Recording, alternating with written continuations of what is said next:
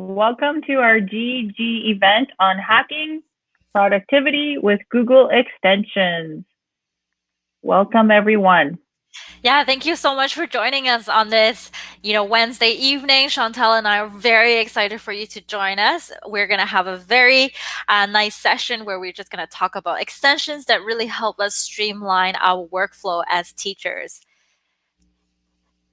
Okay, we'll start with our land acknowledgement. So, dans un esprit de vérité et de réconciliation, le GEG Ontario tient à reconnaître que nous sommes rassemblés aujourd'hui sur les terres traditionnelles des peuples autochtones de ce territoire.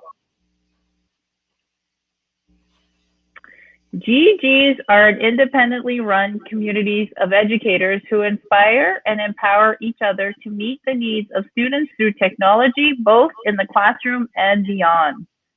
So Isabella and I are very lucky to be part of this amazing group of educators. The connections, the learning has been incredible. So if you are looking to join us and see what we have on tap, just reach out to any of us. Our email addresses and our Twitter handles are available for you to connect. We also are on Twitter, Instagram.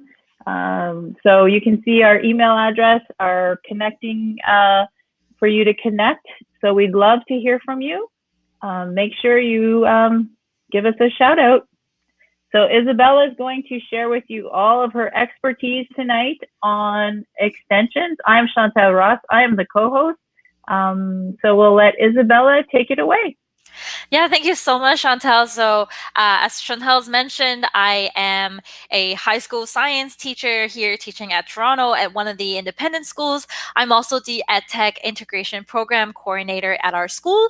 So, essentially, it's just empowering teachers to become more comfortable with the tools that are readily available to them so that they can do what they do best, which is teaching. And essentially, the heart of it with this session is that we're hoping to essentially give you those toolkits so that you can, feel ready and feel energized into the classroom, because I understand that this year has been a very, very difficult time for us all. So just as a check-in, if you're tuning in live, make sure you let us know in the comment section, how comfortable are you with extensions, just on a scale from 1 to 5. Let us know in the comments down below.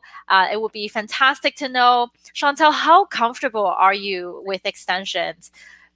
I love extensions. The things they allow us to do is incredible, but I would say I still have a ways to go. So I would sort of say a little, for sure. Yeah, for sure. And I definitely started out with completely between like a 1 and 2. Like I wasn't sure what is an extension, how do I install it, and then once I was opened up to this whole world of extension, as well as increasing my productivity and efficiency as a teacher, I definitely have pivoted around 3 or 4, and I'm hoping that this session is going to be helpful for you so that you can also get more comfortable with extensions. So before we can oh yeah. Sorry, we have a few people that are chiming in. So Anna Maria says she seems to be an expert, so she is very comfortable with the extension, so she might have some tips to share.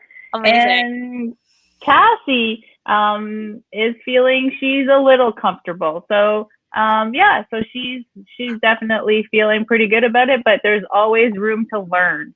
Yeah, for sure. And I'm really glad to hear that everybody is so comfortable with extensions. So I'm sure that you are going to be, hearing some of these extensions are going to be, familiar for you. So in terms of what's on tap today, we're going to just feature 7 extensions and 1 fantastic Twitter thread that is curated by teachers, where teachers were sharing all the things that they found helpful in terms of extensions. So feel free to subscribe to that. I pinned it and bookmarked it for myself, so then I can always go back and revisit. Is there something that I'm missing out? Is there something that I could learn from them? So let's get started. Before we start, though, I do wanted to sort of make a mention as to like why do we need to think about extensions? And I'm sure I don't know about you, but I find myself sometimes having way too many tabs to keep track of. And we all know when you have too many tabs, eventually you stop seeing exactly what's on the title. You have no idea what the web pages are, and I found myself being in the same boat constantly, and so I felt like extensions were able to sort of like declutter my particular online workspace, especially when it comes to like planning and curating resources for my lessons. In addition to that, it also has allowed me to, streamline my workflow. So when it comes to like transitioning between teaching activities or just creating teaching activities, extensions has allowed me to do that without having to jump into additional tabs or newer web pages. And then finally, I feel like with extensions, we can also demonstrate just modeling that behavior for our students. How does like good digital organizational skills look like? And because it is a very important skill, I know that a lot of us are teaching and learning online. We can't expect our learners to be fully well versed in the digital world and organizing themselves that way. So I think it's really helpful for students to see their teachers modeling good organizational skills. So in terms of downloading extensions, all you have to do is just go into your Chrome web store, and all you have to do is just type in the search and just look for the extension that you want. It could be a keyword, or if you already know what extension you wanted to install, just search for the particular name and just install that extension. So the very first thing that we are going to be talking about is the black menu for Google. So the black menu for Google looks something like this. And essentially, it just sort of gives you like a one-stop shop access to all things Google. That is like search, maps, translate, everything. And I'm going to just show you how this looks like. So in terms of my workflow, I'll always start off with my Google Doc.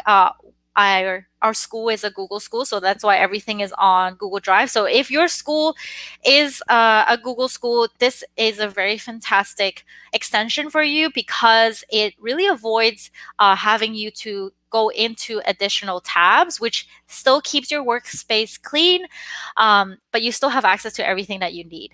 So if I'm heading over to that extension right there in the top right corner. So if you've installed that extension, you'll see it pop up in the top right corner there.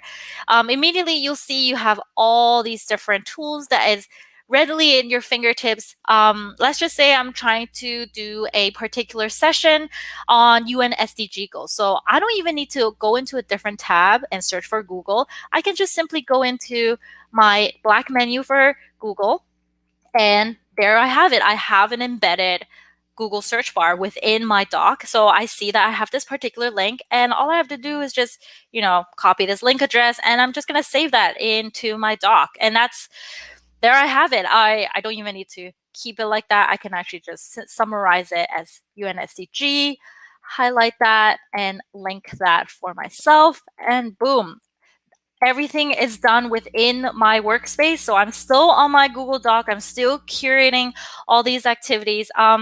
In addition to search, if you already have access to your own personal or your school Google Drive, you have access to all those files that are in your drive without having to go into a new tab. So as you can see, I'm still working within my space. So that's why I find it really helpful to just, again, keep things organized, because I do find myself having a hard time navigating and organizing myself when I go into a new tab and trying to search for things, because I'll find something else. It will inspire me to design another teaching activity. But if I keep everything into the same document, using black menu for Google, it really allows me to just sort of stay there. And yeah, and Anna Maria, thank you so much. Yeah, I love this tool. Absolutely. It's been a life-changing thing, especially that without having to open an additional tab, because we all know that tab space is prime real estate, and we do not want to take up too much of that space when it comes to designing our teaching activities or having access to particular slides. I know that I have just embed it into my Google Drive. I can access all of that in my Black menu. So I like to see it as like a really big, large accordion folder that I have access to in my browser. So without having to open it all up, I can simply just go into this folder, find the necessary things, and then just paste it or open it in with like picture in picture option within the Mm-hmm. same tab. Yeah, I can see this really benefiting some of our students that are doing the online learning because they're having trouble, being in the Meet and accessing multiple tabs. So this would be awesome. I think this would be a great tool for them, for sure. A Yeah, great for sure. extension. Sorry. I also, yeah, and I know that some of my students, like I'm sure you know too, like that they're splitting their screen, so they have their slides on one half of their screen, and they are also like tuning in on Google Meet or Zoom on the other half, and so it's really important for them to use that other half where they're Mm-hmm. seeing their slides to also have access to like Google Docs or other types of tools that they might need to like translate or search, like Yeah, just a for simple sure. thing. Yep. Yeah, exactly. And our next extension here is Sir Links a lot. I know I'm sure you all know that you can actually customize particular URL, especially for any sort of Google tools like our docs, slides, even forms, to create a forced copy for the person that you're sharing with, to create a preview so that nobody can edit it, or a template or a PDF. Now, sometimes it does require you to sort of go into the URL and just trying to find specifically which section you have to change. With Sir Links a lot, which kind of looks like this little link with a top hat. Essentially, you're just going to click onto it. Let's just say I wanted to share this Google Doc to my students, but I do not want them to all have editing rights onto this particular document because this is a template. I can either share it directly as a template, which you can see it already modifies, and I can just simply share this link to my students, or I can just create a forced copy. So every time my student is clicking on that link, it will immediately create a copy into their drive.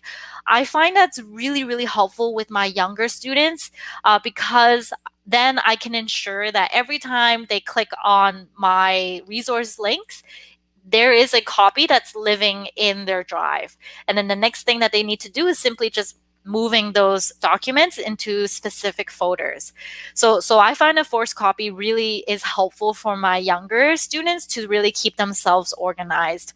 And what's great about it, obviously you can see that the link is really, really long. You can actually copy the shortened version of it. And if you paste it, as you can see, it just truncates it into a really nice bit.ly link where, if you find it hard for students to like copy and paste, or like you can't link it to anywhere, a bit.ly link is a fantastic way to share with the students. So Sir Links a lot just essentially creates different versions of your resources according to however way you want the students to interact with. So yeah, in terms of like, so you don't even need to like worry about changing permissions like what Chantal has just mentioned. That's yeah, I do find myself having to like, oh crap, like I forgot to like change up the permission, like hold wait, and any of those things are lull time, right? So I find that when I'm teaching online, anytime I have sort of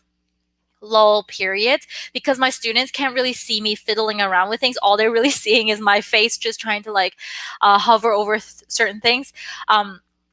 That's when I sort of lose their attention. And so with Sir Links a lot, I have all these links that are ready to go, and I can just boom, boom, boom, Mm-hmm. fire them off and give it to my students, and they all have their resources ready to go. So that's what I think is helpful in terms of creating a copy. Exactly, I know, Anna Maria. Make a copy with comments is a very, very good option, and that is honestly, yeah, I agree with you. It's the only thing that is missing because yeah, make a copy is fantastic. I wish they have another one that's coming up. But yeah, I like to keep it on just because I feel like, oh, maybe the developer will include that in the next iteration. And our next one is our Bitmoji. So whenever you see all these like fantastic little characters, what I find is really helpful, just because sometimes like you may not be sharing the same space as your students, to really just have your presence throughout the slides. One thing I didn't know that Chantal has shared is that you can actually change the language on it. You mentioned that you can actually change it to French, and then you will see all Mhm. the words that are popping up in French. I tried it in Chinese. Unfortunately, it does not work with that, but that's fantastic. I love Bitmoji. Yeah. What's great about it is that in addition to, putting it into like docs or slides or emails, you can actually paste these into your emails as well. Yeah, and I absolutely love it. And I'm sure my students love it as well. Chantal, if you wanted to share a little bit on that. Well, I was just going back to the Bitmoji in the Gmail. When you have the extension, you can't search it up in different languages. You need to drag it from the extension. It only works the language in the extension. So in your search bar, you could type, let's say, bonjour, and bonjour will appear with different poses. So you still have to sort of type probably multiple times to find the pose that is suitable. But every time you type it, you'll get different pictures. So yeah, so that's great. So I didn't, many languages. Let's just say it's available in many languages. Yeah, for sure. And what I love about it is that you can customize it. So like what you Yep. just mentioned, like bonjour, and then there are all these different poses that you can see your character with the word bonjour. So just search for the one that you think is most appropriate for your students, and then just simply copy that image, and then you can just paste it. Into the dock, Mm-hmm. and then yeah, you can just sort of resize it however way you want. But yeah, I do find that it's really really nice. I usually post my Bitmoji in my like the front slide as a check-in, and some of my students really enjoy seeing like, oh, their teacher is doing something kind of goofy, and all in the name of like characterization and just giving yourself Mm-hmm. that presence for your students. Yeah, I really love it. And there's also like science themed, so uh it's I honestly think this extension is like made for teachers. So yeah, for sure. Yeah, sometimes there's Bitmoji overload, but hey, it's great. I love it. Yeah. And if you for those who are like, um adventurous, or I've seen some really, really beautiful Bitmoji classrooms that some teachers have Mm-hmm. designed using Google Slides as well as their own Bitmoji. So it's really nice to see that as well. So again, Yeah. just again, like yeah, directly copy and pasting Bitmoji. The one thing that you should look out for in emails is that you can't have access to the search. So just make sure that you search it out from the extension, and then just copying it straight into the email. And then our next thing, which is the Great Suspender. I absolutely love this extension. So, like, if you find yourself, especially if you're using Chrome, obviously it's a very efficient browser, but I'm sure you find yourself having like 10 tabs, and you're on Google Meet, and you have your email open, and you're monitoring Google Chat at the same time. There's bound to be some kind of lag. And so with the Great Suspender, it will automatically suspend the tab for you, so that it's not necessarily using any sort of memory, so that your computer can run faster. And that's essentially just, lessening the load for your computer, because I know for my computer sometimes it just sounds like it's just going to go off on the space rocket. Like it is, yeah, the fan is going on when I'm teaching live, because my webcam is on, the mic is on. There's a lot that's using up its memory. So I find that with Great Suspender, it will automatically do that for me. And you can obviously set it yourself. So I'm just going to show you how it looks like if it suspends a tab. You'll see that on the tab, it's grayed out. So you can see that, like, for example, Google here, it's grayed out compared to my normal tab, where you can see the colors a Oh, lot clearer. And you can see that the extension is working if you see this like little nice tab. icon of the browser just sleeping. And if you want to go back to this link, all you have to do is click on it, or you can just refresh. And once you click on it, you're just waking up your tab, and then it will reload for you. Obviously, you can go into the settings and change it accordingly. So if we are going into the extension, you can change it. So you can say that I don't want you to ever suspend. I only want you to suspend when I tell you so. So you can just select never. Or you can increase the hours. So maybe 1 hour you think it's too like minimal of a time, so you can actually just increase it. You can also say 2 weeks. I do find that that's a little intense if you have a particular tab that's on for 2 weeks, just because I think it's just nice to just sort of get into the habit to turn off your Chrome, restart your computer. And yeah, like I think I don't even like change anything with the check boxes here, just because I feel like everything that's been doing right now for me is sufficient. Like I like the fact that after an hour it just sort of grays it out for me, and that's also like a visual indicator to tell me that I do not have to immediately address something in that tab, like whether it is like your email tab or like your calendar. If it's grayed out to you, then that's an indication to you to say like you probably don't need to be working on that. And so it's a really nice visual way to say, oh, maybe I should just close this tab instead of keeping it on.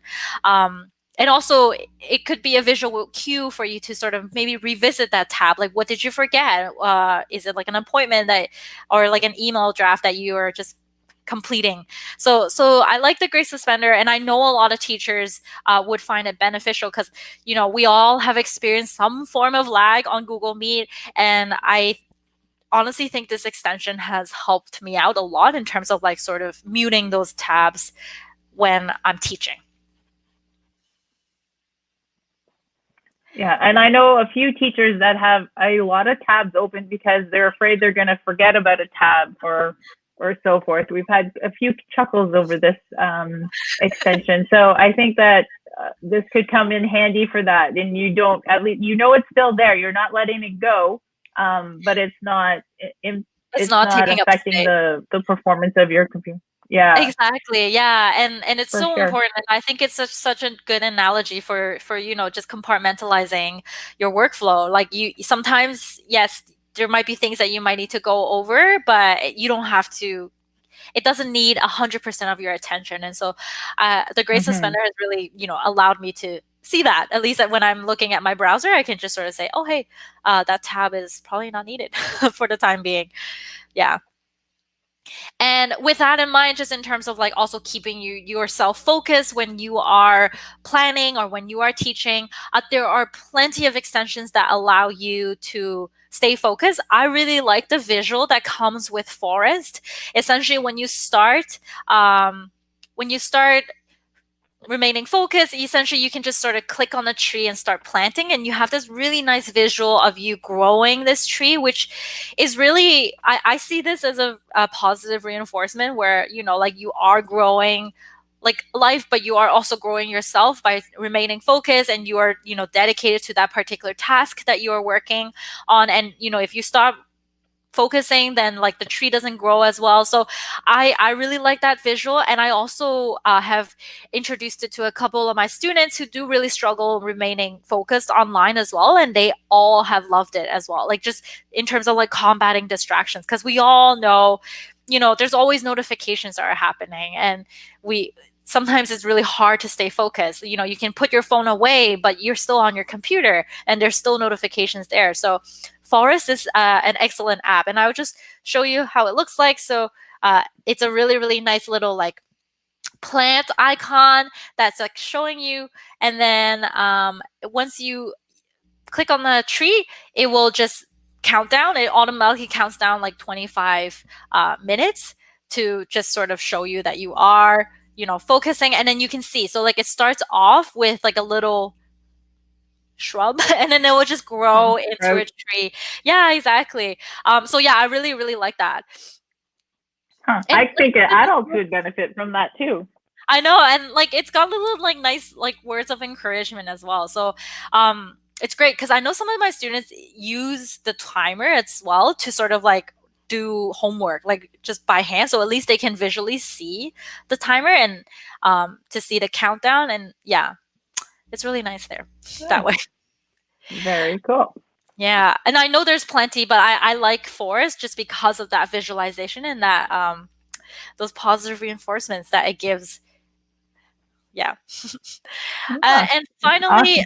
yeah, there's just two more extensions, and I'm sure you are familiar with that. Bitly, we just talked about it just in terms of like truncating all those really long links, because we all know, especially with Google Docs, any sort of Google things, there's a long link. So just truncating them into like bite-sized Bitly short links.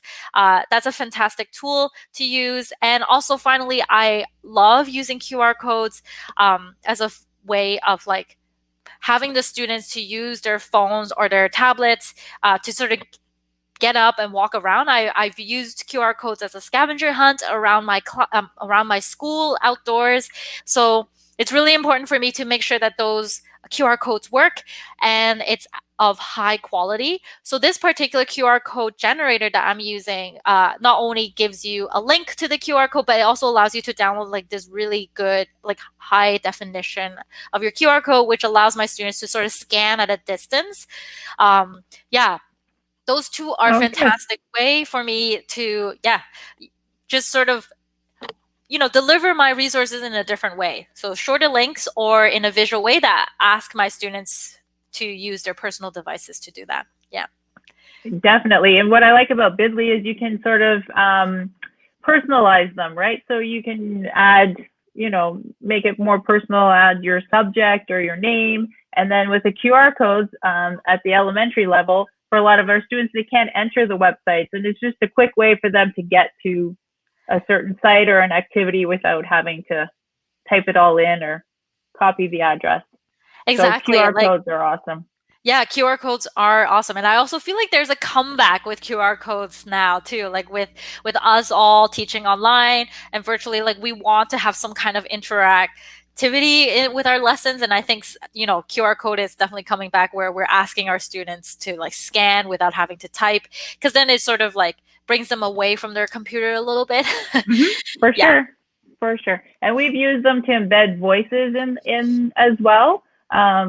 Yeah, so we've done some fun activities where the audio is embedded and they listen to the audio and try and guess, what the language is or who's speaking. So QR codes have a huge range of possibilities. So it's nice to see that it's an extension now, that you're not using third party type things that worked sometimes and other times didn't. So it's I pretty know. consistent. Exactly. Like sometimes I do have to like find a website that works, and then you have to upload the link, and then there's just a lot of buttons to click, whereas now Mm-hmm. everything is embedded into your browser. All you have to do is just like click onto it, and then it will immediately create a QR code according to the page that you're on, and all you have to do is just copy this image and you can just paste it wherever you want, or you can just display this like right in the middle of your classroom and just say, okay, so now I just wanted you to scan this and you'll have access to this slide deck. Let me know if you have any questions. Yeah, like the use is endless. I feel like with QR code. Yeah. For sure. Definitely a good extension. And so this is just a resource list. You'll have access to the slide deck. The slide deck will be on our website, so make sure you check back and you will have access to everything that is on the slide. So if you haven't heard of these extensions, I'm sure you have already gone to the Chrome web store and just like download it and add it to your browser. But if you have not, if you've missed out, just make sure you check back on the slide deck. And also just there was a really, really fantastic Twitter feed by this teacher in Hong Kong where I was teaching a while ago called EdTech Evans, and where he was curating a long, fantastic list of extensions that other teachers have shared. So I'm still going through it. I see a lot of things that I personally use, but not consistently. So I'm still trying to curate my own tool belt of extensions that I need to use day to day. So I really encourage you to go into that Twitter feed there. Okay, definitely. And also just a couple of questions, and I know Chantal and I have like discussed this beforehand, but just obviously there's a lot of extensions out there, and so like as um, educators, we also want to think about like what kind of data is this extension recording. Like for example, any sort of like for example the black menu for Google extension, it's really really important. It's having access to our Google Drive. So we want to know exactly what sort of data is it recording. Yeah, and I saw that in the comments, like Screencastify, it saves those videos into our Google Drive. Again, what is it reading? What is it writing? There's a really fantastic decision tool here for teachers to sort of consider if this is an appropriate or not so appropriate extension. Because again, it is like it could be an official company that has created an extension, but it could also just be individual users that have created an extension. So it's really important to sort of look into what these extensions are doing to our data. And then another thing is that what specific need are you addressing with these extensions? Like, are you just like I know when I first got into extensions, I wanted to catch them all. Like I hear another fantastic teacher using this extension and I wanted to use it, but only to find myself not necessarily going to use it quite often. And so just being mindful of why you want to use these extensions, because yes, they are meant to help you streamline your workflow and increase your productivity. But like many things, if you have too many extensions installed on your Chrome browser, it will slow it down. So it's just important to really keep those a couple of handy extensions readily available for you to just suit your own needs. And in addition to that is obviously not everybody is using Chrome. We could also consider, is there Chrome extension equivalent in other browsers? So for example, if my students are using Firefox, are there Firefox add-ons? If they're using Opera, like is there something else that I could give my students to use, or am I then removing them from that particular experience that all their peers would have? So just questions to think about in terms of like downloading extension that I find myself having to consider, because I'm addressing my need, but if I'm going to introduce it to my colleagues and students, I also want to make sure that it is going to be helpful for them and useful for them. For sure. I think you said it when you were talking about your colleague who curates that list. So I think you need to find what works for you, and not everything fits everyone. So it's sort of picking those few that will work for you and then sort of build from there. But definitely, Yeah, you've exactly. definitely shared a lot and given us a lot to think of. That's right. So Anna Marie saying what works for you may not work for someone else. So we all sort of need to look at what our needs are. And again, I am also a Google school. So during the remote learning, it was trying to sort of troubleshoot what a student could use from home because they didn't have access to our Chromebooks, et cetera. So, always sort of thinking about that when you're planning your assignment or task, what other tools could they use if they don't have access to some of these extensions? So definitely there is a lot to think of.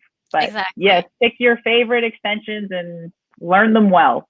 Exactly. Yeah. Learning them well is so much better than just collecting a bunch that you don't know well. And so obviously what the extensions that we have talked about in this session are mostly just for productivity and is quite generalized for all teachers, but we do want to focus a couple of more extensions that we do love and use, like for example, for math and science, I know Equatio extension has been really, really helpful for all my students in terms of formatting their equations, in chemistry, writing up their lab reports electronically. It's just honestly been a godsend because of the way they're formatting their equations. It's so much easier for them rather than having to like highlight a particular number and then going to format, superscript, subscript, all of that. And then a couple of things that I really like in terms of formatting, just the color dropper. I know that there's so many different themes, but if I wanted to sort of customize the way my slides look, I want to go in for a specific color. So then the color dropper extension gives me the hex codes. Font Ninja extensions also gives me like the type of font that I'm seeing on the browser, on a web page. And then finally, there's plenty of open source icon add-ons, but the Noun project Google Slide add-on allows me to have access to, open source icons that I can easily embed into my slides. And again, it's just, adding that visual element into our slides. And Chantal, I was wondering, and I think you mentioned the read and write extension as well as the mode extension. Yep. Yeah. So we were talking about, I am a French teacher, so Mote has been great in allowing the students to record easily on slides. So, and also for me to leave them feedback in Google Classroom. And then we do have read and write, and that you could do a whole session on read and write. It's so true. Yeah. Read so and write there. and Equatio are both made by the same company, the text helpers. So like they're both fantastic extensions to have in terms of like accessibility as well. So yeah, and I hope this has been an eye-opening session. I hope you've gained something out of it, some questions to consider, maybe some new extensions that you've learned. But before we break off, I just really wanted to talk about the next session. So if you have your calendar ready, we have our next session that is on April 14th, where we're going to be talking about Google Slides. Chantal, do you want to talk a little bit about what it's going to be like? Just, you sort of touched on it, the Bitmoji classrooms, that kind of stuff. How can we enhance our slides and make them more interactive, and using a couple of extensions? So I think we'll be sharing some great ideas that you could definitely use the next day in your classroom. Definitely. Yeah, thank you so much. And remember to just save the date, April 14th. So I hope to see you there. Thank you so much. Thanks for joining us. Have a good evening. Bye. Au revoir.